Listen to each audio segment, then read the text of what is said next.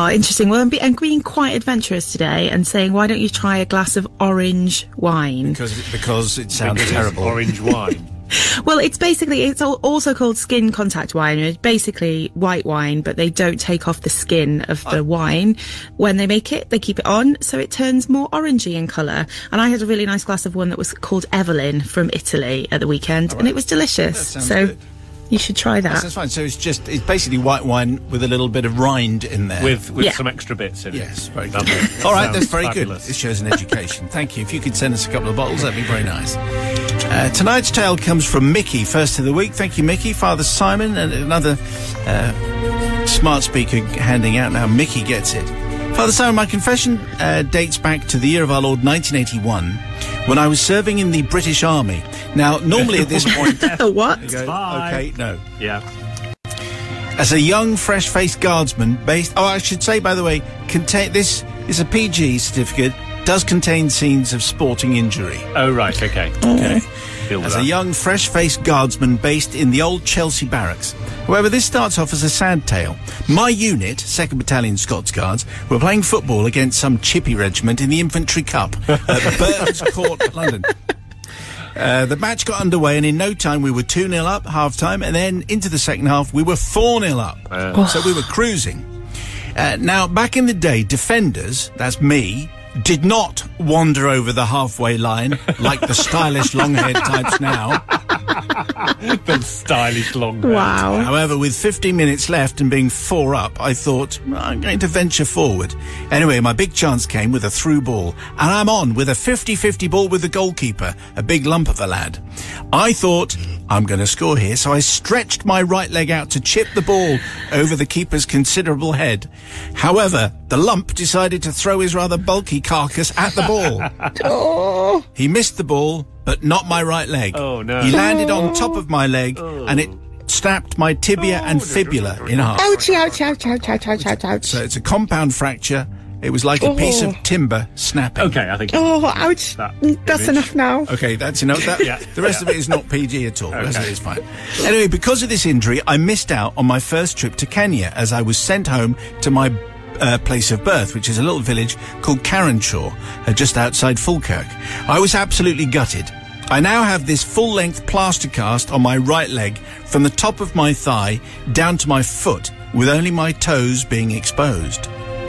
Now in Carenshaw, in the early 80s, there was not a lot to do, hence me joining the army in the first place. However, there were good pubs and working men's clubs which you could frequent on a regular basis. So we're now February 1981, and I'm in a working man's club. It's a Saturday night, and Rangers FC, well supported in the village, had just drawn a match with St Johnstone FC in the Scottish Cup.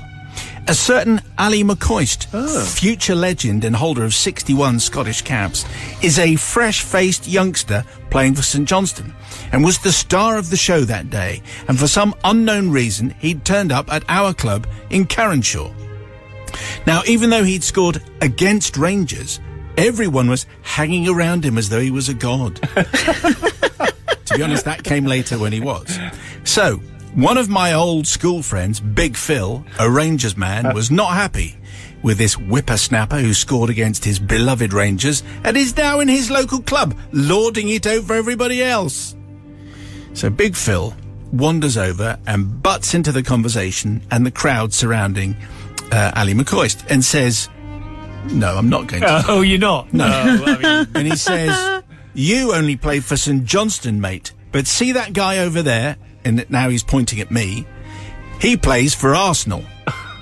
Right. What? Ali McCoist could not help himself, and he wanders over to me and says, "I hear you play for Arsenal." "Yes," I say, "but not the first team yet. I play in the reserves."